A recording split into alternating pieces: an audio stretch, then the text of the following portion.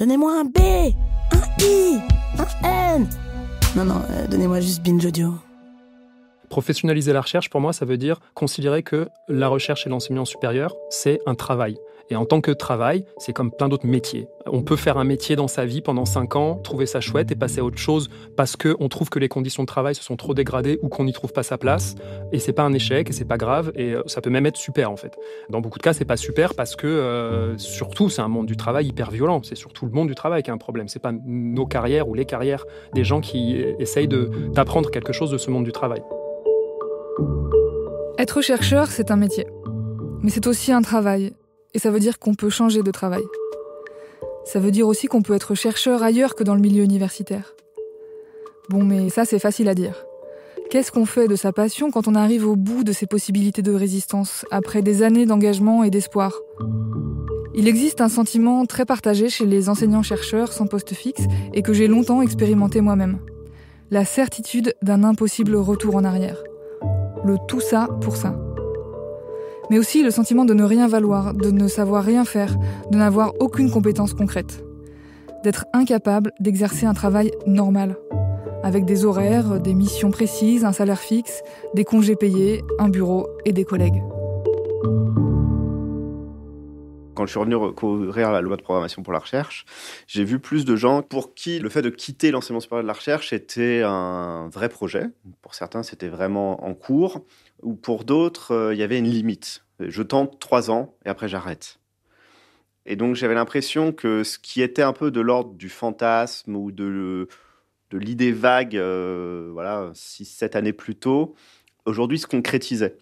Et qu'en effet, les gens avaient tendance à vouloir quitter le secteur. Et y compris d'ailleurs chez des gens en poste, qui au bout de 10-15 ans se disent « mais est-ce que j'ai envie de continuer ?»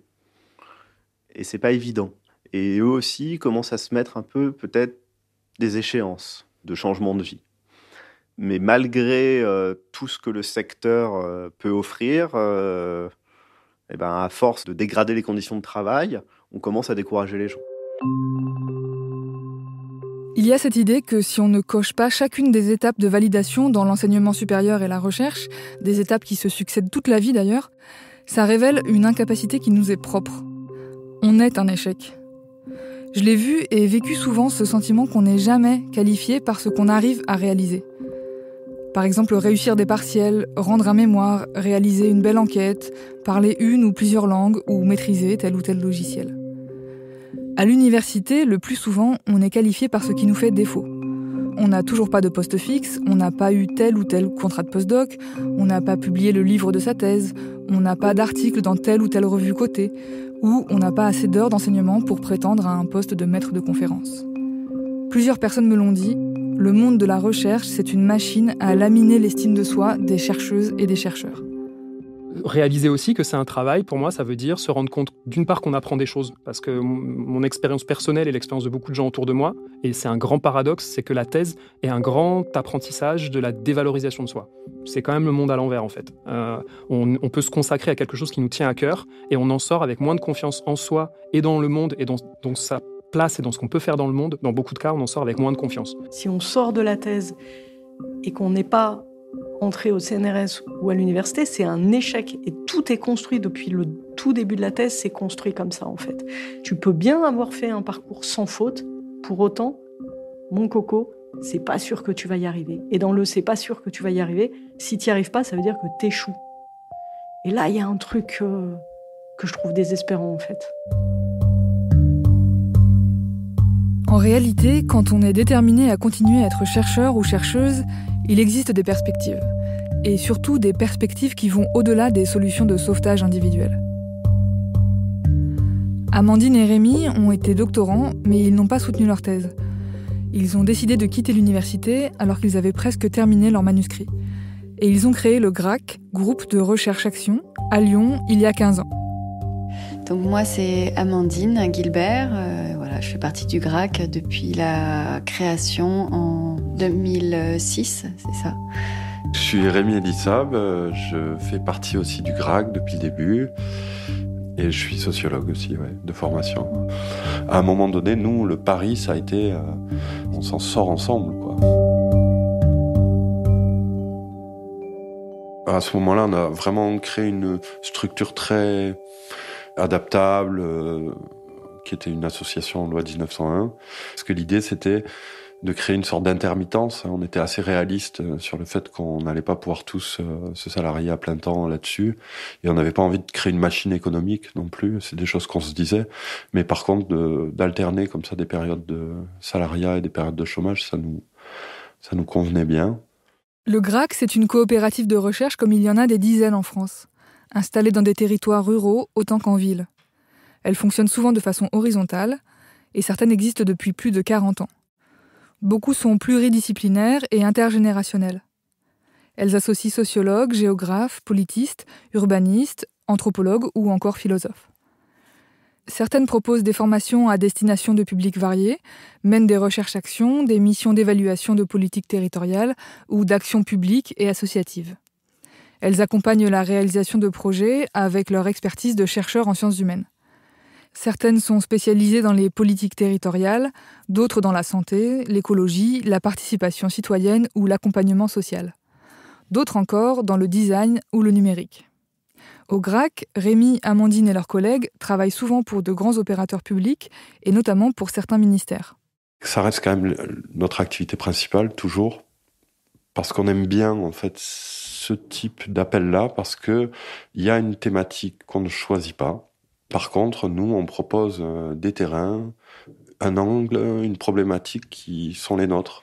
Et on s'est souvent plutôt dit que c'était sans doute pas très lu, mais par contre, nous, on en trouve un intérêt à faire ça parce que on met un point d'honneur à ce que quand on fait des recherches sur le terrain, il y ait des rencontres qui se passent et que là, par contre, ça fasse des échos, que les gens se retrouvent.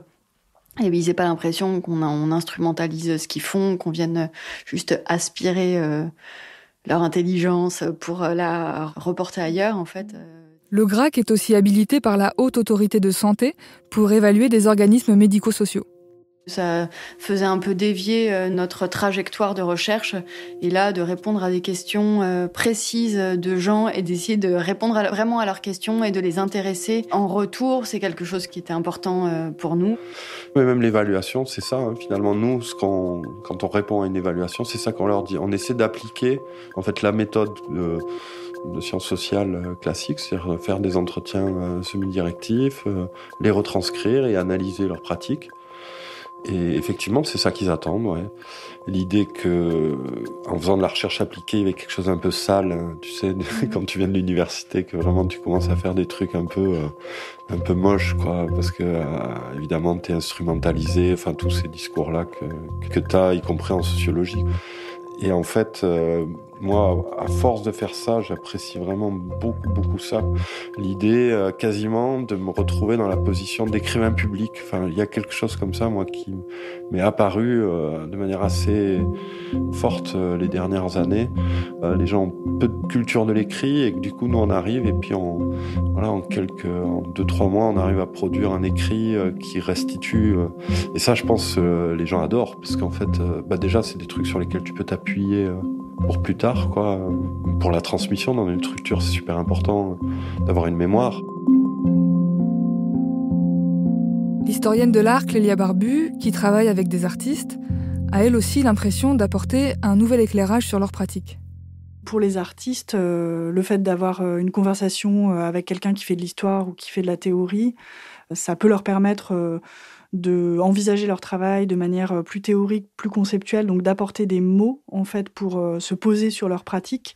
C'est pas juste purement abstrait et c'est pas juste du jargon ou du langage, quoi. Ça donne aussi de la place et de la forme à des expériences et à des pratiques, et donc ça peut leur permettre de se développer, quoi. Là, j'ai fait des entretiens il n'y a pas longtemps. Il y a vraiment des artistes en sortant qui m'ont dit « Mais en fait, j'avais pas encore pensé à ce que mon travail va pouvoir devenir dans 10 ans, dans 20 ans, dans 50 ans et dans 150 ans. Et maintenant, je vais le faire, quoi. » Et ça, très clairement, c'est un transfert de connaissances qui part de la théorie pour moi et de la pratique pour eux et qui peut se traduire par de nouvelles formes de pratique, en fait. La solution que Rémi et Amandine ont trouvée en créant le GRAC n'est certainement pas parfaite. Elle ne leur épargne pas les problèmes que d'autres rencontrent dans le milieu académique, mais pour eux, la comparaison est sans appel. C'est évident parce qu'en fait, on est nos propres patrons. En fait, il n'y a personne qui nous dit quoi faire. Enfin, nous, on a quand même l'impression d'avoir une liberté d'association avec les gens avec qui on a envie de travailler. On ne maîtrise pas le rythme, mais on le maîtrise quand même suffisamment parce qu'on a une maison d'édition et qu'on vient de passer 2 ans à éditer un livre et donc à mettre complètement en veille toute l'activité du GRAC. Et voilà, je pense qu'en fait, la liberté pour nous, elle est là. Elle est dans le fait qu'on a quand même l'impression qu'on peut faire des choix, même si, voilà, on se sent quand même fortement sous pression. Et en fait, c'est parce que là, on rattrape le retard de boulot qu'on a appris parce qu'on a décidé à un moment donné que le bouquin qu'on éditait, c'était ça qui était important. Du coup, là, maintenant, l'inquiétude liée au travail, c'est un peu lié à ça. Rémi et Amandine disent souvent qu'ils sont des intermittents de la recherche. C'est vrai qu'en tout cas, nous, c'est toujours comme ça qu'on a parlé de notre activité pendant très longtemps, en fait, qu'on était intermittents de la recherche. Ça n'existait pas, mais nous, en tout cas, on trouvait que voilà, c'était ça qu'on faisait et que c'est d'ailleurs dommage que ça n'existe pas, parce que ça correspondait tout à fait au rythme en fait, de l'activité, au fait que la recherche, d'abord, il faut chercher un contrat, puis ensuite, il faut faire la recherche, mais après, il faut aussi écrire sur cette recherche-là pour lui donner différents formats et qu'en fait donc il y a un avant et un après, comme en fait pour les intermittents du spectacle, ce qui vient avant et ce qui vient après n'est pas financé en fait. Donc nous on le finançait par le Pôle emploi en effet, et on continue, c'est vrai. Cette idée d'une intermittence de la recherche, elle est importante parce qu'elle révèle un énorme impensé des politiques de recherche. Une chose qui est au contraire tout à fait pensée par les chercheuses et chercheurs précaires. C'est le rôle de Pôle emploi et de la CAF dans le financement de nos travaux. Et c'est de notoriété publique. Ça commence en thèse. Les chanceuses qui décrochent un contrat doctoral sont financées pour 3 ans. Sauf qu'on ne fait jamais une thèse en sciences sociales en 3 ans. Alors, comme ça a été mon cas, on écrit grâce à nos allocations chômage. Et souvent, on finit grâce au RSA. Le RSA, c'est bien, parce que ça augmente nos aides au logement, par exemple. Cette manière de penser et de s'organiser, elle se poursuit pendant des années après la thèse. On n'est jamais payé pour écrire des articles, présenter ses recherches dans des colloques, pour écrire des rapports, ni pour monter des dossiers de financement. On n'est pas payé pendant qu'on prépare notre petit spectacle universitaire. Alors oui, on est des intermittents de la recherche. Et les indemnités de chômage qui font partie de nos droits, on les utilise comme le salaire qu'on n'a pas pour travailler. Elles nous permettent de vivre, enfin, jusqu'à la prochaine réforme. Je suis enseignant vacataire. Je sais que si je veux continuer... Rémi et Amandine sont devenus chercheurs indépendants avant d'avoir soutenu leur thèse. Mais ce n'est pas la trajectoire la plus courante. Parmi les gens qui désertent les carrières universitaires, il y a surtout tous ceux qui le font après des années d'enseignement et de recherche précaires. Par épuisement ou par refus de poursuivre des négociations impossibles entre vie personnelle et vie professionnelle. Des exemples de ce genre, j'en ai reçu des dizaines par mail. C'est douloureux comme moment parce qu'on a l'impression de ne rien savoir faire d'autre. Et pour certains, certaines, on ne sait rien faire d'autre.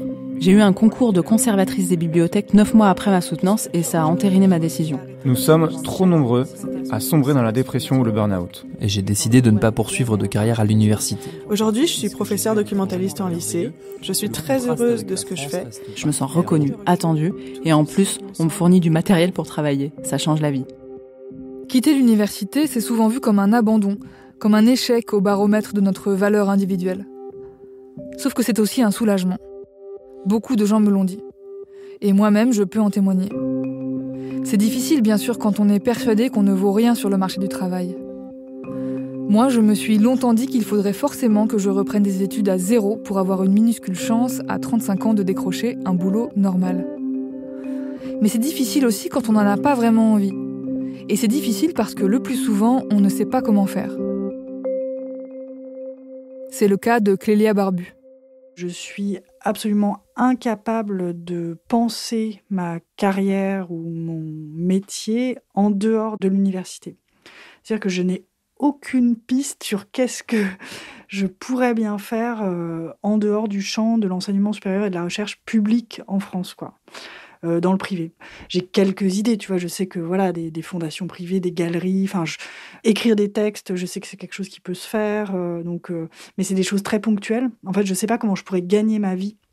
Ce qui a changé dernièrement, c'est qu'en fait, j'ai commencé à regarder autour de l'université. Donc, pour l'instant, évidemment, je sais pas vraiment ce qui s'y passe et c'est pas clair pour moi, mais j'ai commencé à candidater dans des écoles d'art.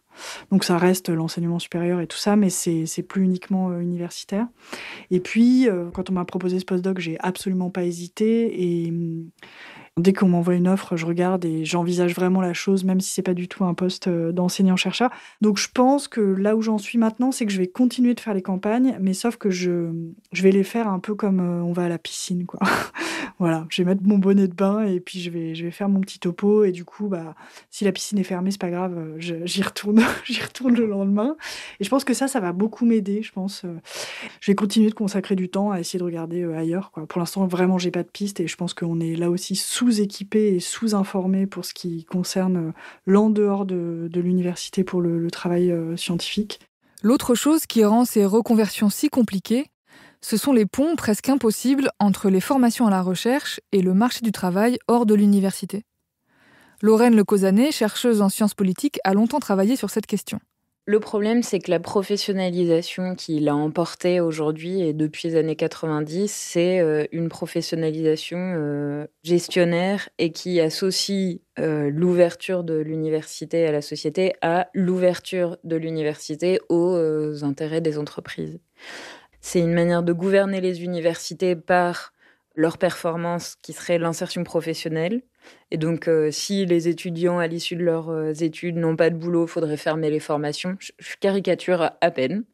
Du coup, ça se traduit concrètement par des modules de construis ton CV, construis ta lettre de motivation, par ce qu'on appelle des doctoriales, des événements où les doctorants sont réunis et où on leur raconte toutes les opportunités d'insertion professionnelle qu'ils auraient en dehors de l'université, qu'on les fait travailler en petits groupes, réfléchir sur eux-mêmes, leur parcours. Donc voilà, où on lie ce truc de responsabilisation individuelle et d'autonomie et le fait que l'université cherche à se rassurer en créant des petits modules pour assurer l'insertion professionnelle des doctorants. Mais bon, moi, j'ai jamais suivi ce genre de module-là. Les doctorants avec qui j'ai pu en discuter pendant ma thèse ou en dehors, en fait, il n'y a aucun qui m'a dit que ça leur apportait quelque chose. C'est toujours quelque chose de factice. Sur le caractère exceptionnel de la France, j'aurais du mal à le dire. Enfin, ce qui est sûr, c'est qu'il y a d'autres pays où ça ne se passe pas du tout comme ça. Un exemple qui est souvent brandi pour montrer justement l'écart avec un pays extrêmement voisin, c'est l'Allemagne. Ne serait-ce qu'au niveau de la reconnaissance sociale du doctorat. On dit souvent que les docteurs en Allemagne mettent leur doctorat sur leur boîte aux lettres. Mais en fait, ce qui se passe là-bas, c'est que dans certaines entreprises ou certaines administrations, pour accéder aux postes les plus élevés, il faut un doctorat. C'est absolument pas le cas ici. Voire l'inverse, c'est que moi, je me souviens le nombre de fois, mais phénoménal, où on m'a dit « Ah, avec un doctorat, ça va être difficile de trouver du boulot. » C'est presque l'inverse, quoi. Ce serait presque un boulet qui sous-entendrait que tu as passé du temps à te la couler douce à l'université, que tu es beaucoup trop autonome et que c'est pas ce qu'on attend de toi dans l'entreprise ou les administrations. Enfin, c'est des choses qui reviennent très souvent. Alors qu'à l'inverse, en Allemagne, mais c'est le cas aussi aux États-Unis, et c'est le cas y compris dans des milieux internationaux, dans les organisations internationales, dans beaucoup d'autres pays, il y a cette idée tout simplement que le doctorat, c'est un diplôme de haute spécialisation qui traduit un degré de formation qui est élevé. Mais ça renvoie plus largement à l'image qu'a l'université encore. On aimerait bien qu'il y ait un juste milieu entre une professionnalisation ultralibérale qui ne reposerait que sur l'invention et la performance de la valeur individuelle. En gros, le fait de savoir se vendre. Et une formation intellectuelle qui ne donnerait absolument aucune clé à celles et ceux qui la suivent pour ensuite gagner leur vie en dehors de l'université. Parce que quand des personnes formées en sciences sociales intègrent d'autres sphères professionnelles, ça produit souvent de belles choses. Virginie Millot, qui enseigne l'anthropologie à Nanterre, en est convaincue. Les domaines sont extrêmement variés, c'est-à-dire que ça va de l'enseignement supérieur, la recherche, jusqu'à les métiers du patrimoine, des métiers de la santé, l'enseignement dans le secondaire, la formation continue. Pas mal d'anciens étudiants qui ont monté leur association, qui ont développé des projets. Tu vois, c'est des gens qui, du coup, vont amener en fait ce qu'ils ont appris à l'université, dans des milieux qui sont pas du tout accoutumés en fait à cette forme de pensée critique ou à cette manière d'écouter, de regarder, de penser.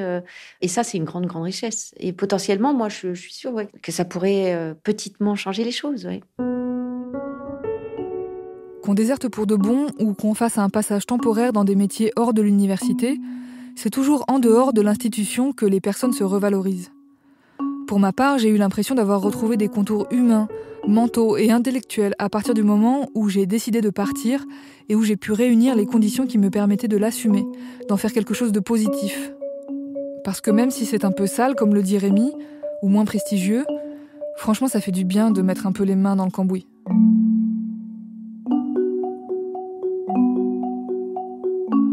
À suivre.